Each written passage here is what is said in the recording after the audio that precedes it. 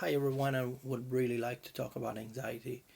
So, what is anxiety? Anxiety is a state that you're in, and when you go out, it becomes social anxiety because you'd like to go back home and hide yourself. That's all it is.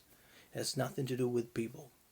So, social anxiety is more like agoraphobia. You don't want to be seen like that by anyone. You would like to run back home. That's all it is. It has nothing to do with people. And I'm not saying this to be dismissive. Social anxiety, it means an anxious person goes out of his house and goes around and wouldn't like to be seen that way. That's all it is. So let's go back to the concept of anxiety, which is the most important thing. I started to get familiar. I've learned this concept from Barry McDonagh, Claire Weeks, Eckhart Tolle, and they are all saying to accept the anxiety and not to shrink, and also to accept some residual tension that in the process could still be there. Then the tension can bring symptoms like headache, churning stomach, dizziness, whatever, feeling of choking. Anyway, you gotta accept all that. So my particular thing was that I would have a lot of tension in my face, and that tension would be like worried. My eye would be like I would look very, very unwell and very exasperated.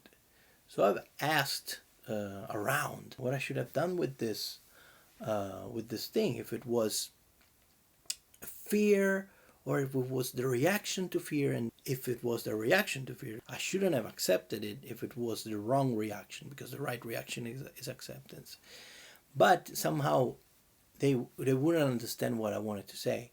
So, and especially I didn't understand what they wanted to tell me. Probably they were telling me something right, but I couldn't even explain myself. So they told me, look, you're just afraid, and being afraid is normal. So when you're afraid, just relax. Just go spaghetti or let go.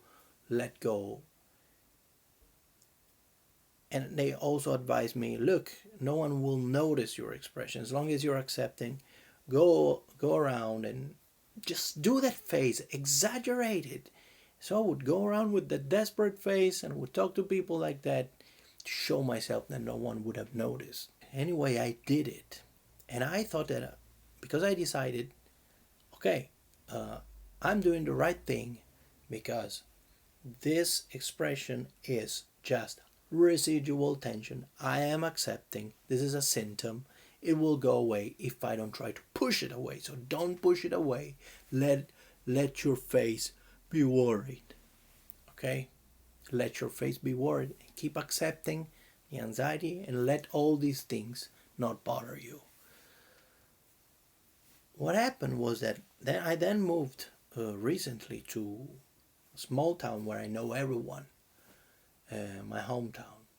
So I moved back there. So when I was meeting people, I would feel this anxiety and bang, bang, bang, bang, bang. I would like kind of like go crazy. I didn't want them to see me that way, and that's why I would make it worse and worse. So I started to take a road where no one was, less people were there, and I started driving there, and I started asking myself aloud, so what is this? Is this just residual tension, or what is this? And then I thought, but can't you see that there is something else, that you are worried? You are worried. So this is not just tension. This is fear that you're adding on top of fear. And if you're familiar with the concept from Claire Weeks, there are two types of fear. The first fear is the one that you're sensitized and you feel. Okay. The second fear is a fear that you add on top because you don't know what to do with the fear. You want to recall it. We're gonna resist the first fear. You do that, and that fear is another flesh. When that second flesh comes, why not feeling a third flesh, because it's so much? bang, another flash, and another flash, and another flash of panic. Adrenaline keeps getting produced by your body, and bam, bam, bam, bam, rushes of adrenaline all the time. So that reaction, I realized, was second fear, was the wrong reaction, as I always suspected. I know that for you might sound obvious, for some of you, but for me it wasn't. And that's why I'm making this video, because maybe there's someone out there who's thinking that he's accepting is doing a good job, but is really not doing a good job yet.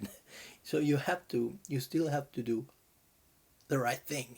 And when you understand what the right thing to do is, then you won't waste your time with other activities. Okay, so that's what I hope I'll be able to transmit. So I went home and I started reading about headaches, a churning stomach, muscular tension, tension in the shoulder, tension in the scalp, and this was just tension, and it was saying you have to accept all these things, you have to accept it, you accept and don't force them away. But in the meantime, it was saying you, at the end of the day, all tensions must subside if you want to recover. So I was thinking, don't you see that this thing is not just a headache, it's not just a tension, it's not just a symptom, is the start of the symptom, is the tension itself, is the second fear.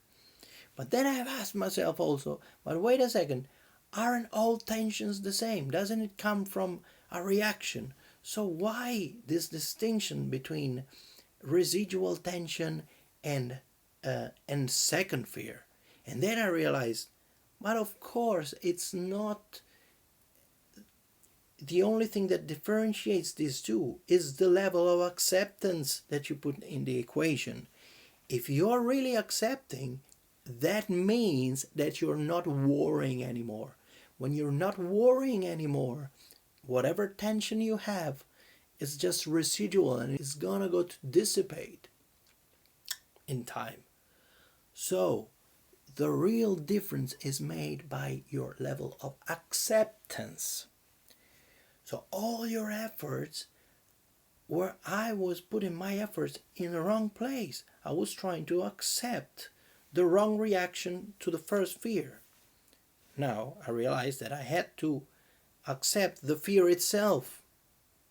So when the fear comes and says, hey, and screams at you, you have to accept that hey. You don't have to shrink down. You have to accept that hey. And when you're accepting that, hey, you are not worried. There is something or someone or your adrenaline is screaming at you, but you're accepting it. If someone is screaming at you from there and saying, hey, and you're accepting it, you say, yeah, I'm here. What's up? You're being loud, but yeah, well, what's the problem? You're not worried anymore. And that's the whole point.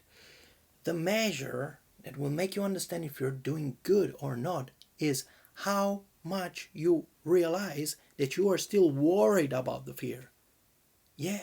So if you are feeling like, oh my God, this is not okay, I don't want this. Hey, what are you trying to do? What are your options? Okay. You don't really have no option rather than accepting what you yourself is telling to yourself. I was doing the opposite. I didn't know how to deal with these things. I thought I had to accept everything that I would feel, and in the meantime I would try to accept that worried phase, and I was making a mess.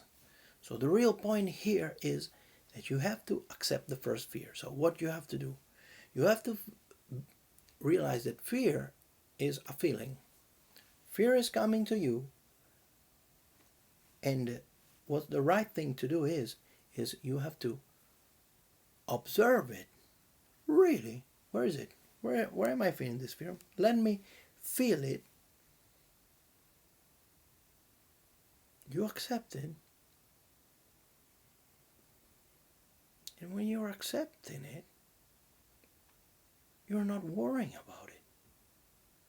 So what the important thing is that you have to be able to measure if you're accepting enough or if you are accepting just a little.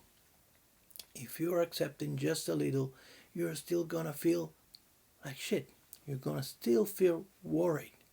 You're still gonna feel that you are trying to escape. When you're really accepting, you're not escaping. You are taking this feeling inside of you and you're accepting it. And it's going to mutate with you. It's going to do, it's yourself. So, what is important here then is you have these concepts, you want to apply them. So, how are you going to apply them if you're all shrinking in? You cannot force it away physically, like someone who's trying to mask or put on a mask and trying to do like that. That would be forcing, and that would be not that smart. What you need to do is to forget about all that tension that you have like this and start thinking about the concept of acceptance in your mind without forcing it, like Claire Weeks says, without forcing it on your body, like relax. This won't work. You're not doing much like this. You can be better than that. You can start thinking about the concept of acceptance. So you have to let go and go toward willingly. So you gotta let go your muscular tension as much as possible and go toward panic willingly. The thing is, you can't let go your muscular tension trying to force it away. You can do it a few times a day, trying to relax like this, but all the effort must be done at a cerebral level. You gotta be able to have this concept and work on this concept in your mind without forcing it away physically. So forget that you're worried. Keep focusing on the acceptance in your mind. So it's in your mind. If in your mind the concept is clear, then you have a clear direction, and your body, all those problems of tension will not exist anymore because you have changed your mind. You know, you can appreciate the difference when you have a concept clear in your mind. It doesn't matter, the physicality of it is secondary. It doesn't matter anymore. It will go, it will pass. But only through having a strong acceptance of panic, you will be able not to exaggerate and not to make it worst. So I hope that I was able to explain this concept. Please subscribe to my channel if you like this video, and I'll see you soon with another video. Thank you. Bye bye.